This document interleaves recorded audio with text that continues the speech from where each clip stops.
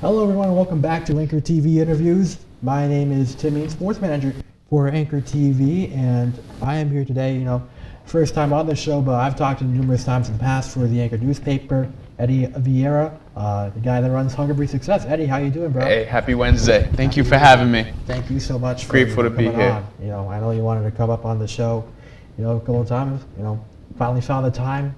Sorry this took a little longer than expected, but with No apologies needed. health and everything. Happy to be here. Yes, sir. How are you doing today? Just blessed to be alive, Blessed to be alive, fresh out of work.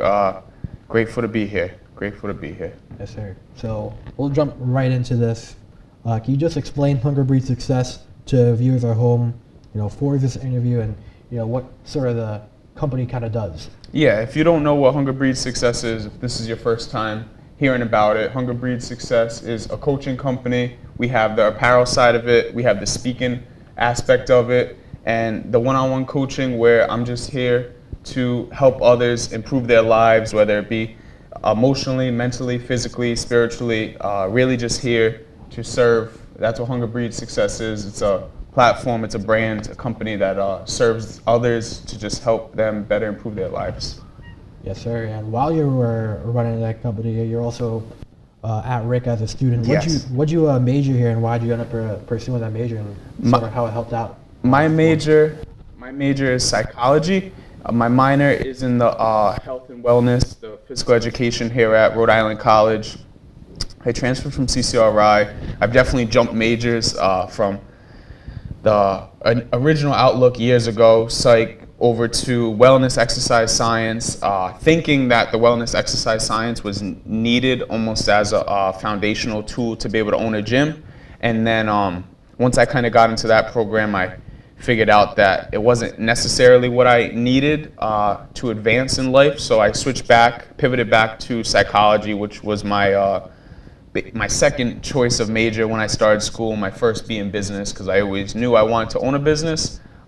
And when it comes to psychology and my choosing to major in it, it's just me loving the human mind, loving to learn how I can kind of use the human mind to not only better myself, but to help others psychologically and everything that entails. Yeah, that's awesome. So I interviewed back in September of fall semester.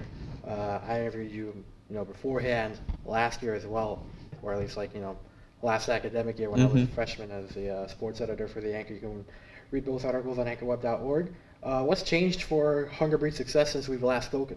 Yeah, first I'd like to say the articles were priceless. I really appreciate you taking the time to write the articles, ask the questions, and make the stories absolutely priceless from all the pictures you took in and everything like that. But I would say the biggest change is me becoming a father and having a different, just completely different outlook when it comes to not only business as in Hunger Breed Success, but just life as a whole. Becoming a parent, I feel like life will forever be different from my motivation, the way I carry myself, the way I look at life. And the list is endless for how that's affected Hunger Breed Success. And now I feel like the biggest change is just me just learning more, working on myself more, and understanding that the more I work on myself and the more I provide value, the better off I'll be able to serve and help others.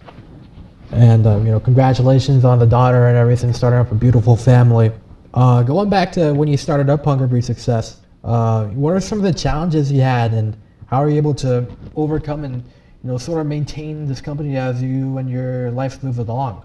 I would say the biggest challenges was because when I originally came up with the idea, I was about 21 years old, and at 21 years old, you value the opinions of others so much. So originally when I first had the idea, I feel like the biggest challenge was really just not letting others' opinions affect my outlook on what I was envisioning at the time. And then as years have gone on, I would say really just becoming someone that understands business, the ability to be able to get clients, understanding just everything that it takes to run a business, from having the LLC, doing the taxes, getting the logos, doing the trademarks. The challenges though, one thing I would say to anyone listening is every challenge that comes your way in life, whether it be business, or whatever it is in your relationships, financial, whatever, that every challenge is there to make you grow. Problems, everybody's gonna have problems, but every problem that comes in your life is there to make you a better person. And my perspective flip on that has turned those challenges really into me appreciating that it's gonna stretch me, it's gonna make me better, it's gonna make the business better, and it's gonna allow me to help others better. Yes, sir. And talking a little bit more about the people you've met over the years, we already touched base on this, those 2 previous interviews I had. Can you just name some of the people that you've met through Hunger Breeds Success, or maybe outside of that, to help you refine and improve, your standing, in the sort of like business side of things? Of course, the biggest people that I've met from just taking the adventure of reaching out, traveling, would be people like Michael Rubin, the CEO of Fanatics. I was blessed enough to be able to get him Hunger Breeds Success Apparel, and one thing he told me in the quick conversation that we had was that hunger truly does breed success. It's not all about what's up in your mind. It's really how much determination you have, how much grit you have, how hungry you are to do whatever you want in this life. Michael Rubin, Chris Brickley, and anyone who doesn't know Chris Brickley, he trains people from LeBron James, James Harden, Russell Westbrook, endless NBA players, Cole Anthony, so many college athletes, and even high school players. And the youngest player that I know he's trained is my friend. His name's Will. He's a 5th grader out in, I believe, Indiana, who I've also been able to get him Hunger Breed Success. Wallow 267, he runs $1 million worth of game. We've been able to get HBS Apparel to Mel Robbins, who runs the Mel Robbins podcast. She's made the Let Them Theory and the 5-second rule. Eric Thomas, the #1 motivational speaker in the world, and another big one that people might know is the Pivot podcast, who comes with Ryan Clark, Channing Crowder, and Fred Taylor. These are all people that I've been able to meet and either ship them Hunger Breeds Success Apparel or really shake their hand. Another one was Johnny Cupcakes. That's a big local person that people do know. I met him when he closed down Johnny Cupcakes in Boston. But I'm constantly learning from everyone that I can, whether they're in business or not specifically in it. Yeah, right. I mean, so many famous people that you've met, and meeting those guys and like getting that initial chance to try to spark up like a little conversation, like a meeting with them. Is that?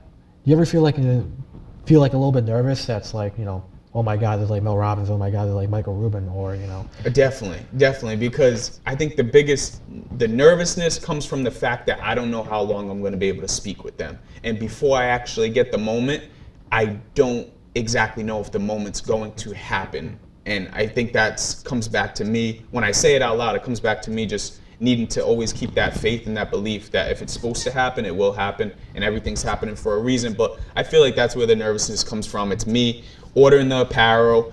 Like when I met Vic Blends in Boston, it's like I saw that the night before he was coming to Boston, he's doing a meet and greet. Oh, I have an extra piece of HBS in my closet. Okay, let me now try to travel to Boston after school, after work, and hopefully, God willing, I'll be able to meet him. And if I do meet him, hopefully he'll want to do a quick interview to just inspire the next person. But that's where the majority of the nerves come. Me always just like hoping that, okay, the situation will happen the way I'm envisioning it. Yeah, that's fantastic. And one thing I would say is that no matter how quote unquote famous people are, the biggest thing I've learned from meeting all those people is that they're just like me. They're just like me. So removing that, oh, they're famous, they've got this many followers, or they make this much money. Like, once you meet them, shake their hand. Like, even when I met Wallow in Philly at a book signing, he had a Prada zip-up on, and anybody that knows Prada, it's like this luxury brand, but immediately he took off the Prada zip-up and put on the HBS hoodie, and that was just super love. So it's just a reminder that they're just like us. They're no different. Yeah, that is awesome, man. I think to like cook a bond sort of when you're trying to start up a conversation is the name itself, Hunger Breeds Success. Going back to that name, how did that come into fruition and essentially become that whole identity, of your company? Honestly, I would definitely say it came from me wanting to get a tattoo, and I started writing out tattoo ideas in my notes, and I have the list in my phone, but some of them were like lion mentality, never lose faith, never give up, And the last one I wrote, like the 8th one, was Hunger Breeds Success. And my immediate thought process when I wrote it is, I'm gonna get that as a tattoo. I think that'd be a great gym name, and I would love to make gym shirts that say Hunger Breeds Success. But the other thought that I really feel like was the greatest vision was that the hungriest people in life, the people that they might not know where their next meal is gonna come from, they might be starving, they might not have clothes, they might be homeless. Like those people that I always chalked it up to, like the people we would see in commercials with sad music as a kid, and it always touch my heart, make me cry. I thought of those people and I said, those people are starving for a chance to be successful. And then I thought about everyone, quote unquote, I guess you could say, whether it's in America or anywhere on the planet, that they wake up with a car, a bed, clean food, everything's kind of there, like all the basic necessities. And those people, they might just be miserable because they're probably looking more at what they don't have compared to looking at what they do have. And that might just be a normal thing, that it's easy to do that. It's easy to look at what do I not have compared to what do I have. But once I envisioned that, I said hunger breeds success, and success loves consistency. And it went hand in hand, and it just so happens that as time has gone on, that it's become like the truth. Like hunger really does breed success. If you're hungry to give more, to create more, to serve more people, hungry to make a difference, like it will lead to success inevitably. Has there been someone's story in particular that, sort of like models, like, someone you've met personally that sort of like models that, like, sort of thing, like hunger breeds success, and like all the, that inspirational messaging behind that? I would say the person I've yet to meet that I connect with the most is the story of Tony Robbins. Tony Robbins, at 11 years old, he went hungry on Thanksgiving, and he explains it as, I had peanut butter crackers and stuff, but we were hungry. And he had 4 fathers, and on Thanksgiving, someone came to deliver food to his house, and his dad, his 4th father at the time, slammed the door on the guy, and the guy was like, "Oh, sir, like this isn't for charity, this isn't pity, like someone knows you were struggling, so I want to, we're just here to give some food." And the dad tried to slam the door again, and then it hit the guy's shoulder. He said, "Sir, don't let your ego get in the way of starving your family." And Tony always talks about how that day changed his life forever because of the fact that he learned that strangers do care.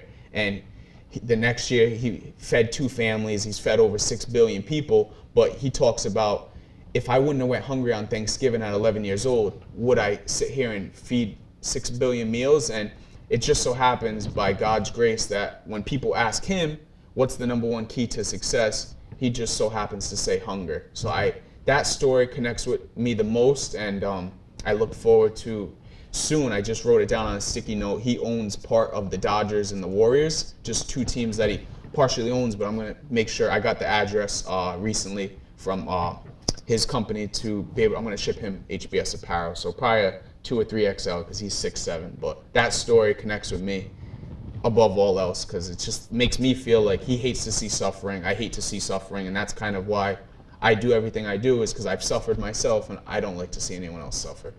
Yeah, that's awesome to, see that sort of inspiration come out from you. So you're graduated from Rhode Island College now. Praise the Lord. Yes, sir. What's been up for you now that you have a degree? By the grace of God, on the day I finished my last final, I got offered a job, and it's a job. And I literally prayed. I said, I just want to get in a job where I can make a positive impact. And now I'm working with the youth, supporting the kids, and now I'm doing that, working full time, still doing the business. I've managed to be able to drop my part-time weekend job that I was doing while I was in school at Rick, working as well, to be able to spend more time with my daughter on my Saturdays and my Sundays. And now I just applied for grad school and got accepted at Liberty University for a mental health counseling program. So that's fantastic. I'll be starting that March 23rd. Will be my first semester of graduate school. That's awesome. Congratulations, bro. Thank you. Reaching back to the youth, working with them, what's one important thing that the youth today really has to learn about when, they're coming up and, trying to make a name for themselves or, whatever they want to do in life? I would say believe in themselves. Believe in themselves. That's the one thing that when I look back on my childhood, I feel like that's the one thing I could have used more of. Like when I was a kid, I didn't play football because I didn't know how to do push-ups. But if someone would have just said, hey, like, even if you don't know how to do them, you'll eventually figure it out. Like, just do it anyway. Or like me as a kid trying to ride a bike and I fell off, never really got back on until later in life. Like, just that belief. Like, I feel like the youth needs people believing in them, and definitely needs to disconnect from, I would say, the media, the phones, the technology. I work on it myself. I notice within myself, the more that I disconnect from technology, and whether it's just reading or journaling or prayer or just spending quality time with my family, like, that's when I'm most at peace.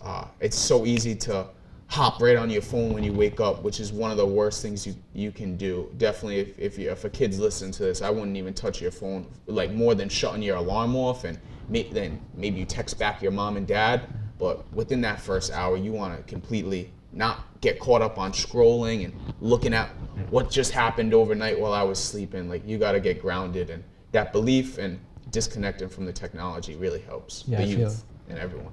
Yeah, I feel it's like, I guess, like, for you, that idea I'm getting, just like, focus on what's around you, what's around yourself locally, and, instead of just like, seeing what's going on and all that, just, having that negative energy, you just gotta focus on what you have, right in front of you. So going back to your daughter, going through those steps of fatherhood, what's been the biggest step or change that you've had to make in your life to not only balance the business side of things, for a little bit the student side of things, and now, continuing that with Liberty University, but also being a father, being a part of the family? Being a father is the greatest joy of my life. It's made me change in endless ways. Just prioritizing what really matters, growing my patience, allowing me to just develop this unconditional love for not only my daughter, but my better half, Rhiannon, and just understanding that, like, every choice that I make every single day is going to affect my daughter's life in some way, and it's just completely changed my perspective. Like, I wouldn't do anything today that I wouldn't want someone to do to my daughter, and that's it in a nutshell. Like, I wouldn't do something today that I wouldn't want someone to do to my daughter, and that, like, it continues. It changes my heart, it changes my mind, it changes my choices. It's complete change. That is awesome. Once again, congratulations, Thank you. on raising a family, raising a beautiful daughter. Going on to, like, the future, what are some future plans for Hunger Breed Success? Future plans for Hunger Breed Success is to continue to work on myself, add more value for other people, give more, submit the brand to more places. I opened a DM the other day from Puma, and so I'm gonna submit the brand to Puma, and just continue to develop the brand, more apparel drops, reaching out to more places to do speaking opportunities. I'm speaking at Blackstone Valley Prep School March 10th. I'm gonna talk to them about, it's like a young adult group about self-care and mental well-being. So I put a little presentation together, but that's really what Hunger Breed Success is going to continue to go towards. And one thing that came to my mind that I would love to say to any youth listening to this, that belief, escaping the social media world at times, and then finding your faith. And I don't ever like to tell people exactly what to believe in. Everybody chooses a different religion or a different spiritual practice, but whatever you choose to practice, I urge the youth to find that, because I know within myself as a youth, the biggest thing that I always searched for was that feeling of self-worth, like feeling worthy enough to be around certain people. Maybe I searched for in wearing certain clothes or saying certain things or just participating in certain activities that in my heart I'm like, oh, this will make me feel like I'm enough. But I would love everybody to understand that, like, when you were born, you were already chosen to be enough. You don't have to search the external world to feel like, oh, I'm worth it. Like, you already are worth it. And every youth definitely needs to hear that. But that's the plans for Hunger Breed Success. From my own plans, and I always go back to a quote I heard from from Tony where he said, if you want to make God laugh, tell him your plans. So I tell you my plans, but I know there's going to be things that happen that are out of what I can even envision. And I'd say everything that's happened thus far with Hunger Breeds success is greater than I could have imagined, beyond just t-shirts and a great gym name. It's been way more than that. Mm-hmm. And that sort of thing of being yourself on that shirt right now, so what a great message. Thank you. Last question of the day. I know you got, busy schedule ahead of you going to, I believe Wheeler. Yes, later shout out on. Drew Herron going to support Wheeler Prep School for quarterfinal playoffs, round 1. Yes, sir. What is some advice for a young entrepreneur looking to start something up on their own? Some advice that I've taken myself that I would pass forward is to be curious, search up questions. If you have whether it be a product or a business, a service, an idea, write it down. Write it down. The Bible talks about that. Write your vision down, and it will make it plain. So, like my girl, God willing, she wants to own a coffee shop. Every time she comes up with a new coffee recipe or a new item on the menu, I tell her to write it down. Write down your ideas. If you're a young entrepreneur, or if you just have if you want to do a lemonade stand, or a big thing right now is cleaning cars, whatever it is, listen to your internal voice, pray about it, and speak to God about it. If you bring a big idea to someone with a little mind, they're gonna shut it down, and you don't know. If, say for example, a young entrepreneur brings their idea to their parent, but their parents never owned a business, their parent might not see the vision. You know what I mean? I feel like everybody's given a vision for a specific reason. So that young entrepreneur right there, whoever it is, you got to be unbelievably confident in your belief that if I have faith that this will happen, I'm going to give everything I got to it. And if it doesn't work out, then you gave it your best and there's something better on the other side of it. But don't listen to the outside opinions. Be curious. Be patient. Be patient. Right now I'm in year 6 of Hunger Breeds success, and I know that at 26 years old, if I'm trying to do this until I'm 70, 80, 90, continue to serve people, then I know I got to be patient, consistent, and hungry to make a difference in the lives of others. If as a young entrepreneur, don't focus on the money. The money's not going to bring you happiness. All right, fantastic message. Well, Eddie, I want to thank you so much again for joining us here on Anchor TV Interviews, bro. I mean, I really appreciate it. 2 articles, and now, this sort of being, the sort of, video to finally put a voice to, all the words. So, I'm once so again, grateful. thank you. So grateful. Thank you so much, brother. Seriously, you're amazing. Yes, I appreciate it. Once again, everyone, Eddy Vieira of Hunger Breed Success. This has been Tim Yean for Anchor TV Interviews. We hope you guys have a fantastic rest of your day, and we will see you for the next episode. Take care.